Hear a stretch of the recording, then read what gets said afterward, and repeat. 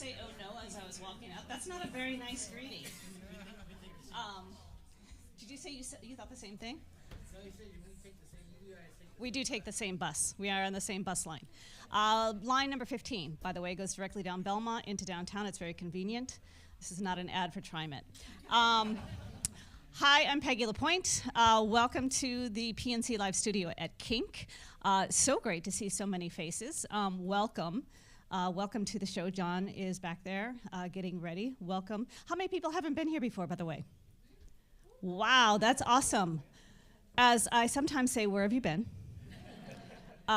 This is the best music venue in town. Best live music. Right? It is the best place. It is intimate.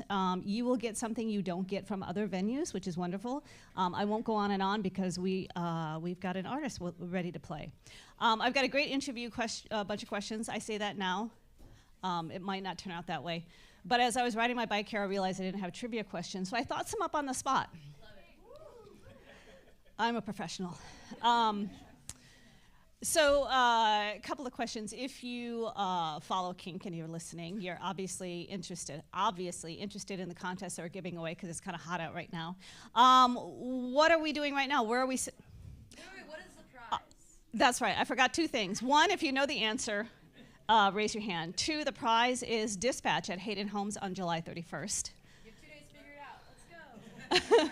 Let's go. Marie, I saw your hand.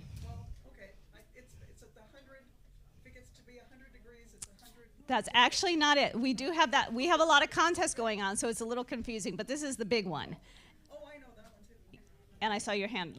Alaska. It is Alaska. So if you want to go to Alaska, listen for keywords 8, 10, noon, 2, 4, and 6 through the end of the week. You can design your own trip. All right, next one, Royal Otis. This band I really want to see. They're at Pioneer Courthouse Square on August 6th, part of the PDX Live show. We're playing one of their songs called Moody right now, and I really like it. I'll say this after I ask the question. So John is playing with 3 other bands on his tour, and they're going to be at Hayden Homes. Name one of the other bands. Yes. You in the Brewer hat. By the way, they are up. Yes. Well, no, they haven't won yet. I'm missing the game. This is serious. They're playing the Cubs. Yes, they're playing John. Please put your name, phone number, email address on the backs of these. I didn't write. Oh yeah, those aren't tickets. So Dispatch is playing with John, G Love and Special Sauce, and also Donovan Frankenreiter. It's a great lineup, by the way. And finally, Camp is at Hayden Homes August 2nd. Oh, what was the other question I had? Oh yeah, I know. No, you can't do that. We're not playing it that way. We have a contest coming up starting on Monday. We've been teasing it on our socials because it's someplace that Jared and I have just been. Disneyland. So yes, we are sending 4 people to Disneyland. Contest starts on Monday, August 4th, so be listening for that. Just a couple of rules, since a lot of you haven't been here before. The rules are pretty simple. Be polite, be quiet while the artist is performing. That way you don't disturb him, don't disturb your neighbor. Feel free to take photos. Turn the flash off, turn the volume off as well. I'm going to do that right now. Well, right now as I speak. And then if you want to post, feel free to tag the PNC Live Studio. You can tag KINK. Most of all, have a great time. And keep an eye on our website on PNC so you can come back for another one.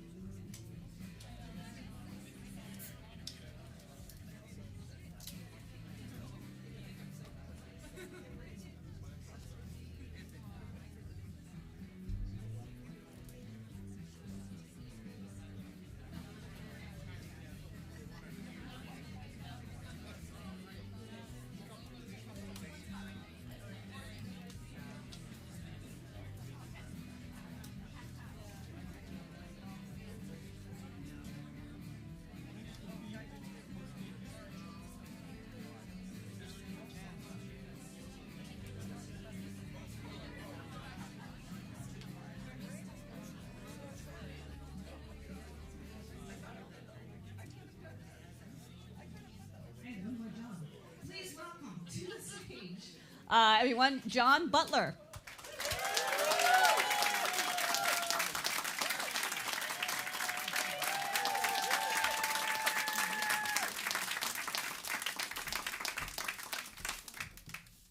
How are we?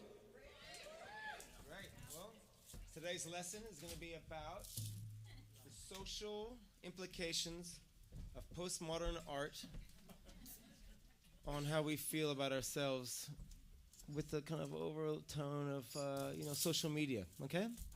Great. So have you guys got your books out to the page 36?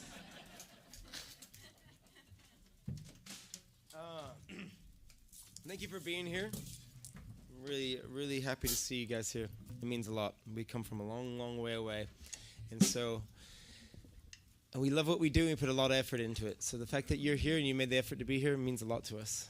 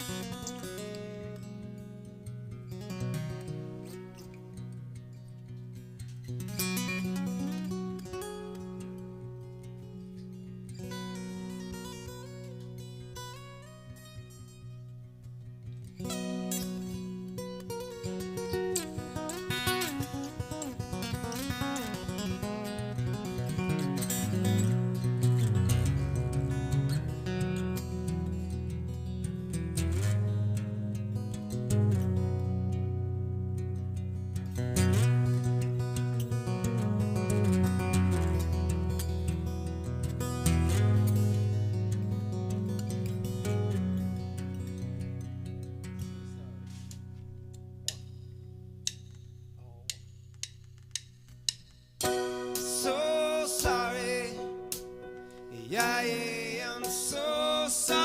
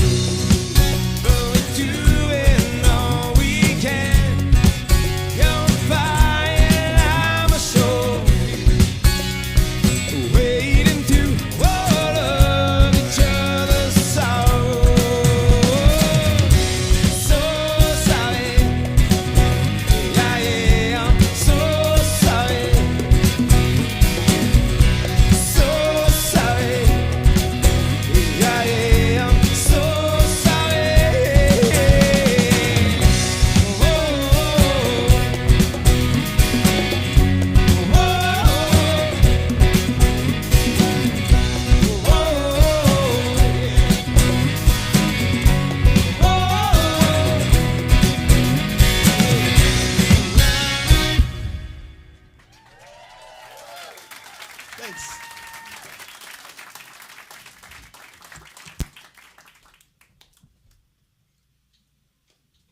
So yeah, we got. It's like an unprompted conversation. 'Cause I'm just gonna tell you things. You even ask me. We have an album coming out, and it's called Prism. And so, like a third of the album is all about relationships and marital distress, and another third is about my father passing away. Both my partner and myself, we both lost our dads within 40 hours of each other, so it was a real wild, psychedelically surreal time right in the middle of lockdown, COVID. And then the other third is all about post-truth and social politics and where we see ourselves.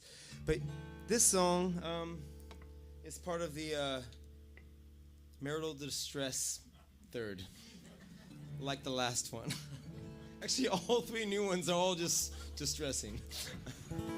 But hopefully, like Bob Marley said, when the music hits you, you feel no pain. So somehow you might still feel good at the end of it. And this song is called King of California. And so King of California, I guess it's a metaphor and a cliche, you know, in the sense that I think every artist, you know, wants to make it in California, no matter where you're from. We're from, you know, Australia and New Zealand.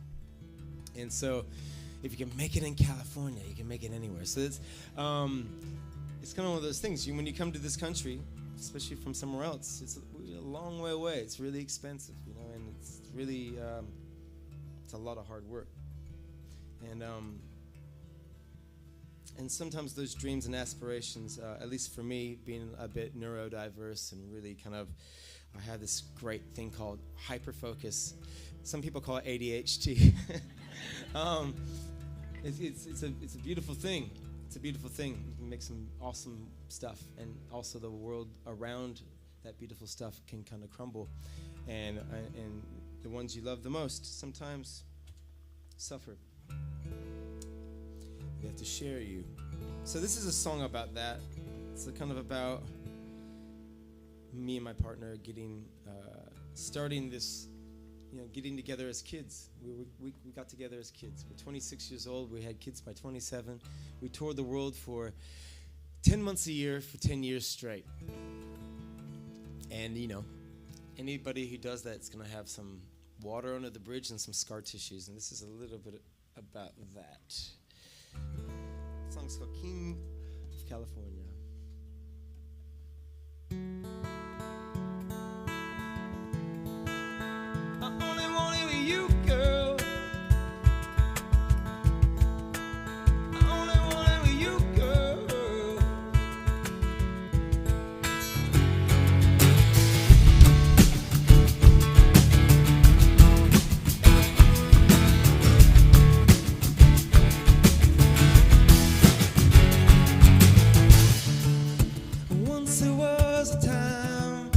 Jumped on down the line of being king of California. Lost in that cliche, we drifted our own ways. You know I'm always happy for you. And all my best laid plans fall like castles made of sand. A king for by a joker.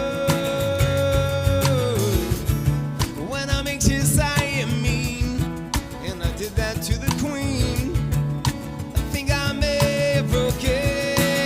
I only wanted with you, girl. I only wanted with you, girl. Whoa, whoa, whoa. I only wanted with you, girl. I only wanted with you, girl. Whoa, whoa.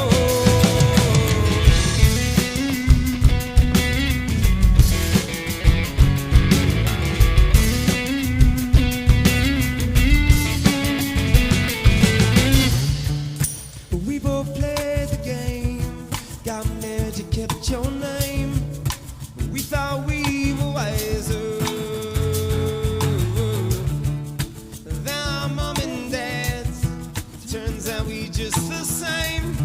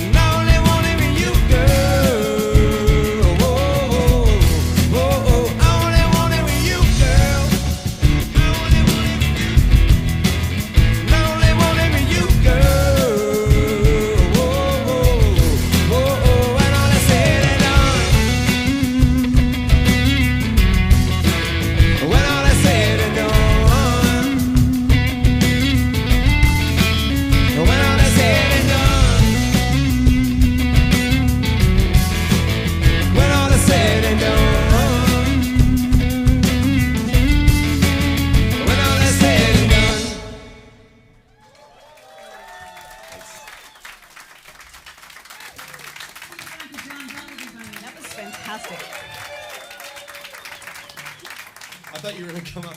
No, I'm not coming. I'll stay. I'll keep my distance. Not that I need to, but. Can you mute me real quick, Hazel? Thank you. Hi. Before I ask you some questions and talk about the album, can you take a second to introduce everyone on stage with you? Well, I usually don't like talking about them because it's I about know, me. I So know. it's all about me right now. So Right, if we absolutely. could just focus on me. Okay, you and me.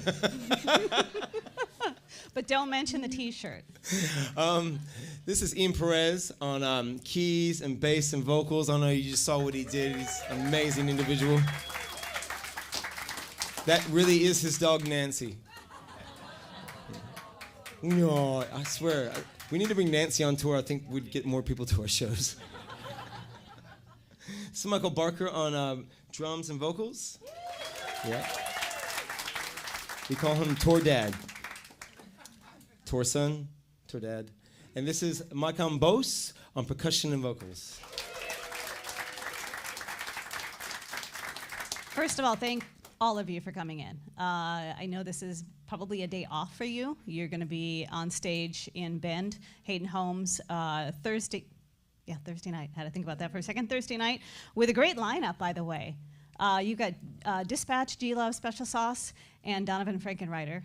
That tour bus has got to be interesting, first of all. But second, if we were all on the same tour bus, it would be you're crazy. not all together? No. There's 4 tour buses. Okay, shoot. Then one night you'll have to travel all together and record that and see what happens. Or just Actually, have fun. That's a really great idea. I'd really enjoy that. I'm not sure if all the musicians would enjoy it as much as I would. But if it turns out okay, I think we would. Yeah. Yeah. If it turns out fun, it's my idea. If not, okay. Somebody whispered it in my ear, and I had roll nothing like that to do with that. So yep. The new album you mentioned, Prism, is out in September, but I didn't catch the date. What date will that be out? Do you know off the top of your head? No. Okay, that's okay. It's going to be out I was just going to come up with something like don't do that. September 20th. I mean, I could. No. Okay. September. Look in the record stores. Order it early. Pre-order the album. Yep, because it could run out in Spotify. Absolutely. Spotify could just be all gone, and then what will we do? Yeah. If we can't buy AI weapons. Mm-hmm. Transitioning easily into my first question. I like to, when I'm getting ready to talk to somebody who I haven't had a chance to talk to before, I always find it fascinating to watch some of the interviews that they do, because it kind of helps me understand what they like to talk about, what they're thinking, describing their music. Also gives me sort of a sense of your personality and humor and that sort of thing. But there was one interview I ran across that you did with Will at 3 Ships Coffee Shop in Virginia Beach last month. That was a great interview. I'll give it the backstory. Will ran into just this gentleman who is a wedding photographer and a musician. Mm-hmm. You stumbled upon each other. He recognized you. And I think it was somebody with you that recorded it because it was on your YouTube channel. Yeah. And you sat down and had this conversation that honestly will outshine what I can do, because he's this true fan who is so interested in you and your music. And it was just this genuine conversation that was fantastic, first of all. To give you context, Will was the most embodied Will I've ever met.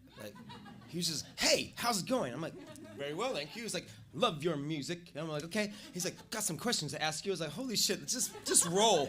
Roll. Because Will is on one, and we'll be with Will. And he was so, with that beautiful kind of combination of forthright, not naive, innocent, pure. There's something genuine. Really genuine. That's the word. Yeah. Authentically Will. Yeah. And I was just like, I love you. I don't know you, but He just wanted to talk to you and pick your brain. Yeah, and he had great questions. Absolutely. And I was just like, yeah, let's do this. Absolutely. So I've had a coffee. I'm ready to talk. Let's talk. So I stole some of it. But what I found interesting were some of your answers. And so I wanted to ask you a little bit about that. You talked about how you love touring, but it's, of course, getting harder and harder as you get older. I mean, obviously, in some of the songs, marital distress, that might not help marital distress if you're on tour, but friends and family, you miss them.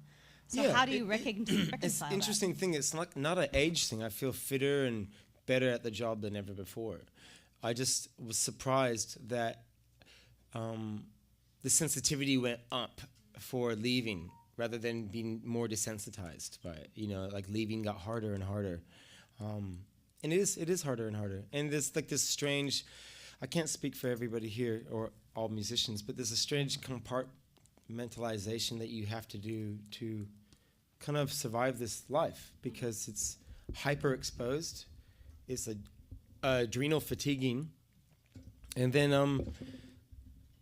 you're away from everybody you love. I love these guys, but like, you know, our kids and our families and our Nancys, you know, they're hard to be away from. And I just thought that was going to get easier, but it doesn't.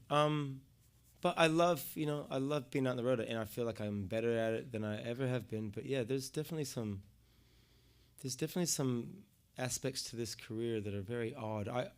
I think it's very, very similar to elite sports. And the beautiful thing about elite sports is it just has physiotherapists and therapists and a lot of backing and support, and they don't flood the workplace with drugs. And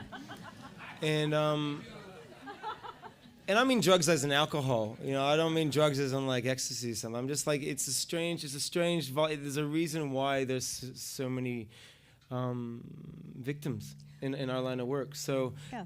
Keeping the mental health, keeping all those things in line while you literally rip your rib cage open every night, and sometimes play to many people, or sometimes you play to like a heartbreakingly amount of people where you're just like, whoa, we're losing money here, and you're doing that, and you're away from your family. It's very, you know, I love the job. I feel very privileged. I feel very thankful for it, that I've been able to feed my family for the last 30 years through doing it. Profound, surreal, and still, yeah, an odd life. It's hard to leave. I mean, your partner, your kids, your life, your friends, your family. It's hard, you know. So that absolutely makes sense. But you said something wonderful, and I have to look down because I want to make sure I get this right. You talked about giving when you're on the road, making the world a better place, and you can feel that in your music, in your energy. But I was curious when you said that. Do you? And I think I know the answer, but I'd love your perspective. Do you feel that love, that energy, that giving from the audience? Like when you're up on stage playing a big crowd, it's easy to feel it here because you can see the faces, hear the reaction. But when you're on a big stage, do you feel that as well? Do you feel like there's this giving and taking of love and energy in a really beautiful way? Yeah, when it's good. Yeah. Yeah, when it's good. You know, I Jones like for those moments, and they're not. I guess what makes it so addictive is that it's not every time for me that I feel that. You know, a lot of people feel like they want to be entertained. You know, and there's a lot of artists that want to be clapped at, and for me, it's like I'm performing, they're performing, and we're doing something together. And that's when it comes together, it's absolutely like life-changing and magical. And I still remember me and Mike used to play with each other almost 20 years ago, and there's this place in Paris. It was 3 levels, and everybody was dancing, and that to me is one of those moments that's like a flashpoint moment. It kind of tattooed into my mind, and I'm still kind of chasing that moment in a lot of ways, you know. But it's not every day, and it's not all the time. And I guess that's the beauty of it. If it was, I might get desensitized to it or something, but. As an audience member, I can speak for myself. When the artist is giving that way, you can feel it, as opposed to when the artist is up there just wanting applause. And it's that energy. But there's irony to all of it sometimes too. Like sometimes people are just like this, and you're like, and I'm like, oh, that sucks. They weren't, and then somebody will go, dude, they were just mesmerized. Yeah. It was like they were picking their jaw off the ground, and I was like, oh, okay. I read that as just like, you know, like energy vampires. You know, I was like, oh, you know, give me something. So, you know, it's a strange thing, perception. Mm-hmm. You know, the older I get, the more I'm struck by what I see out of my own 2 eyes, and it's not necessarily always the truth.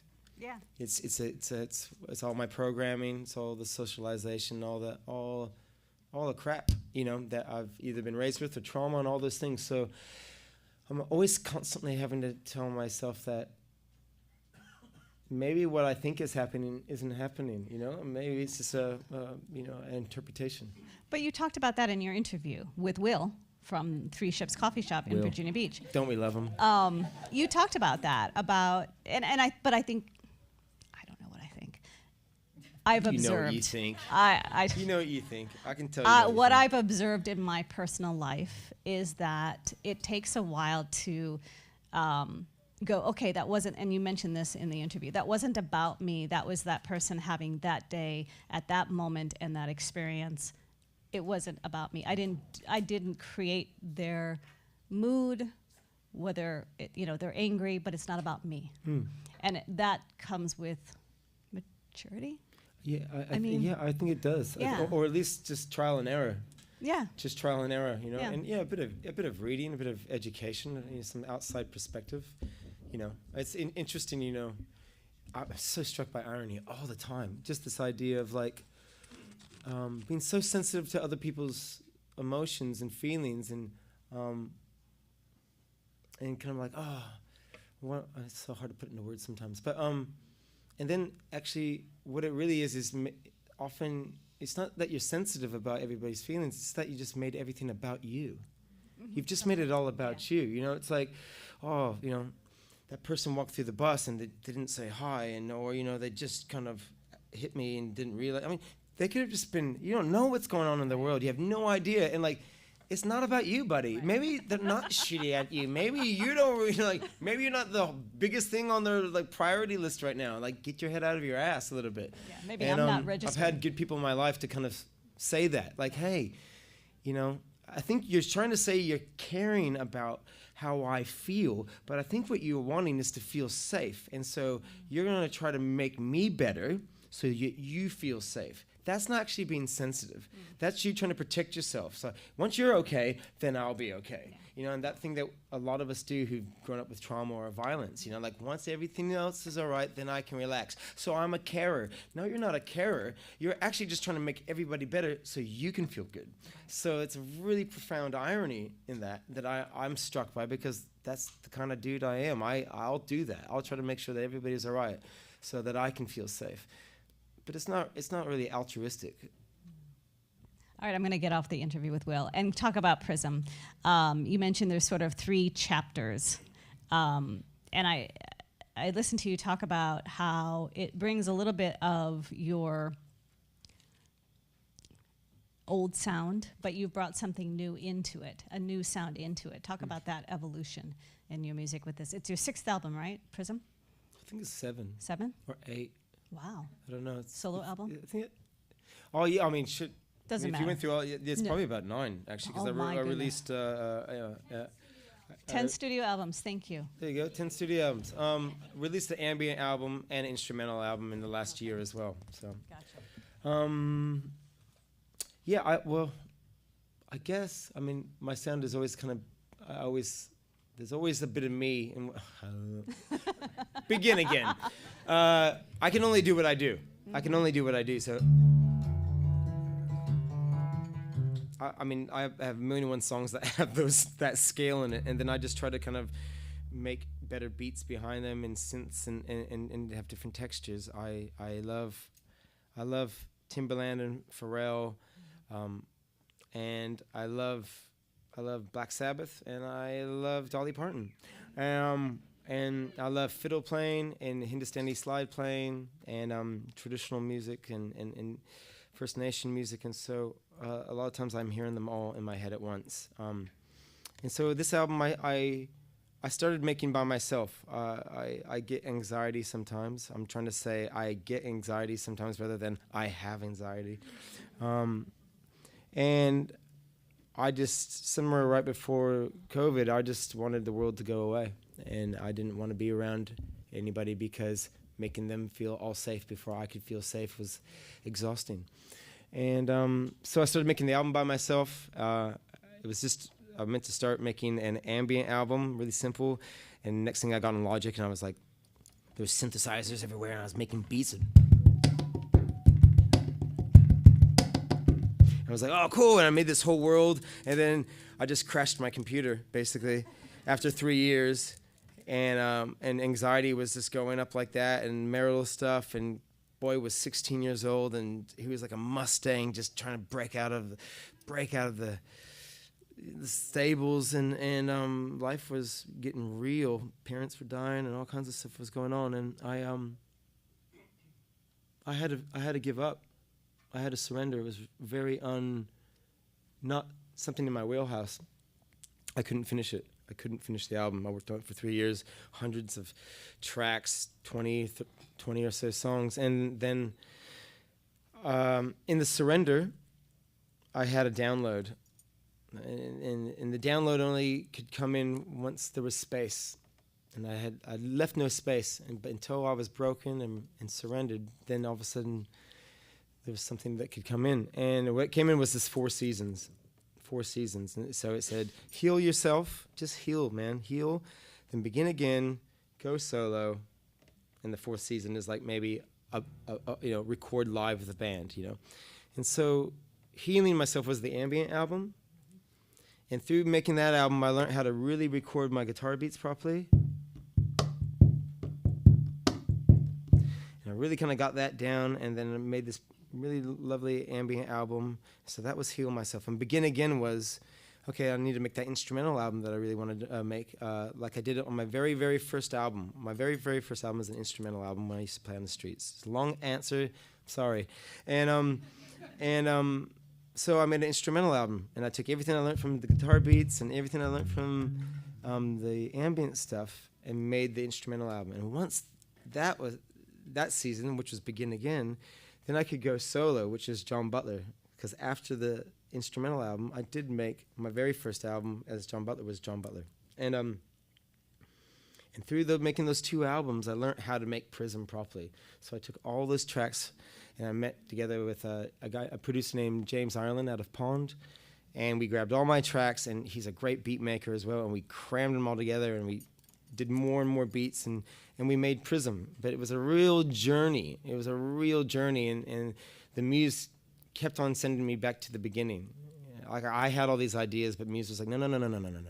You can't finish this until you heal yourself, until you begin again. And then, yes, we can go solo and finish Prism. So that's how it kind of happened, and we're able to get all that great synth playing and all those textures into one, and that's why it's called Prism, because it's just like it's a full spectrum kind of album by somebody who's fully on the spectrum. Yeah. Well, sorry you had to go through the pain, but I'm music. I'm not. Good. It was. Music has always been my Yeah. greatest healer, and there's no way I would learn those lessons without music being the goal. There to guide you. The songs are beautiful.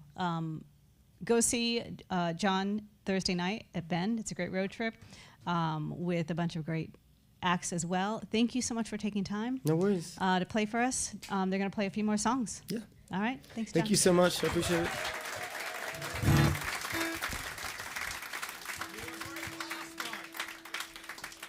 Thank you. Oh, thank you. Thank you very much. I just got to tune up a bit, Hazel, just so maybe mute my acoustic really quickly. Thank you. So this song is called Trippin' on You, and this is the song that 101 KINK is going to be just like playing now 30 times a week. It's amazing. So, thank you, KINK, just for doing that for us.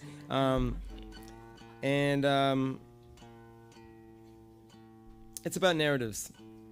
I find narratives are really interesting, and they bend the way we see the world, depending on what kind of narrative that you have over your lens is the way you see the world. And I find that in relationships as well.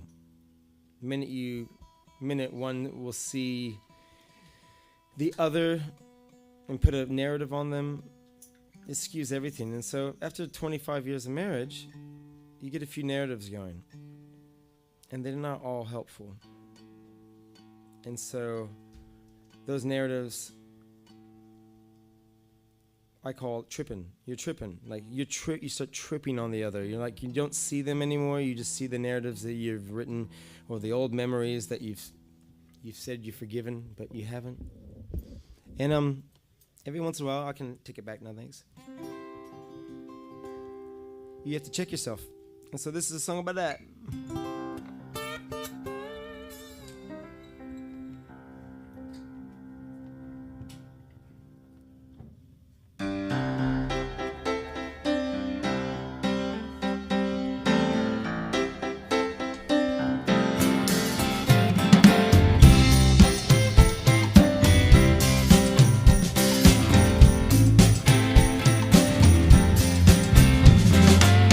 When I was just a boy, my papa said to me, son, if you want the best, well, the best don't come for free. And if you find the one to make you queen, you better be ready, yeah, to be a king. No crown upon your head can make you into man. You got to do the very best every day, best you can. It's my advice to you. Sometimes the truth it hurts. Everything worth keeping, yeah, it takes a lot of work. And I've been tripping on you, girl. Yes, I have. You've been tripping on me. We're gonna work it on out. I've been tripping on you, girl. Yes, I have. You've been tripping on me. We're gonna work it on out. Yeah, work it out. Work it out. And like you always say, our love is like the tide. Sometimes it's in and full, sometimes it is out and dry. But we keep the faith, it will come in again. But then it comes back out because that's the way it's always been. And every bed of roses has its thorn. You know you sin going throwing sticks and stones. Tell me, girl, what the hell we're fighting about? Gonna put on a work boots and we'll get on out, on out, on out. We gonna work it on. I've been tripping on you, girl, yes I have. You've been tripping on me, we're gonna work it on out. I've been tripping on you, girl, yes I have. You've been tripping on me, we're gonna work it on out. I've been tripping on you, girl, yes I have. You've been tripping on me, we're gonna work it on out. I've been tripping on you, girl, yes I have. You've been tripping on me, we're gonna work it on out. Yeah, work it out. Work it out. Yeah, we're gonna work it all out. Yeah, work it out. Work it out. Yeah, we're gonna work it out. Work it out. Work it out. We're gonna work it out. Work it out. Work it out. Work it out. And I've been tripping on you, girl, yes I have.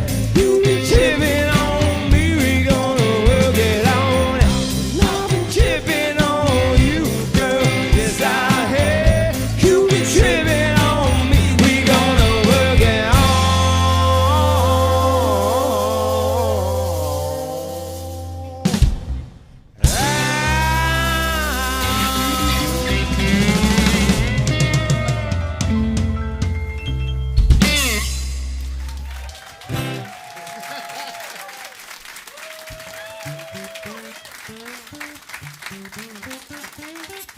That's how it goes. Yep, cool.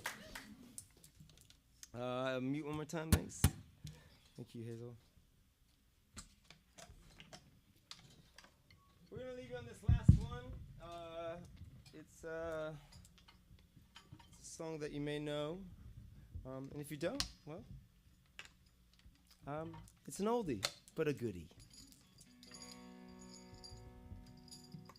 I'll take that back. Okay, thanks. But maybe I'll just do a little bit of sonics first for fun.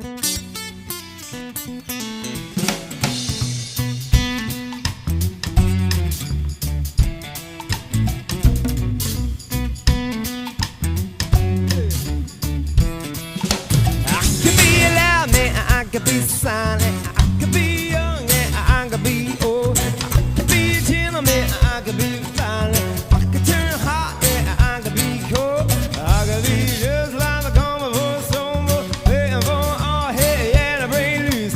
I could be innocent, I could be guilty. Doesn't mean that I won't believe in no news. So they say, yeah,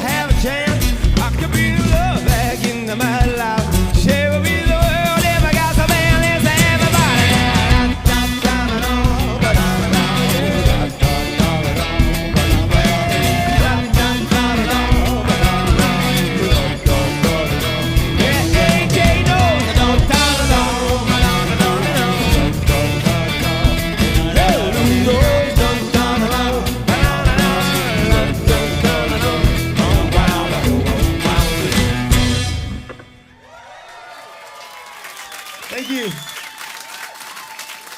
Thanks a lot. Thank you for coming. Thank you for your time. We'll see you next time. Thank you.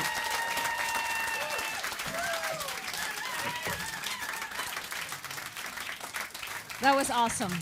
Thank you, John. Thank you, band. Thank you, Nancy. Thank you for coming in and joining us. John is going to stick around, do a meet and greet afterwards. If you want to stick around, take a photo, do a little meeting, greeting. We'll do that in a minute.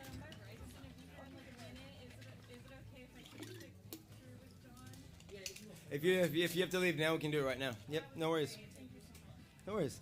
Do you want me to take that, Dan? Anyway, if you want to stick around, upper level, we'll go first. Lower level, just hang out until we kind of clear things out, all that kind of stuff. Thank you so much for coming. We'll see you at the next show, I'm sure.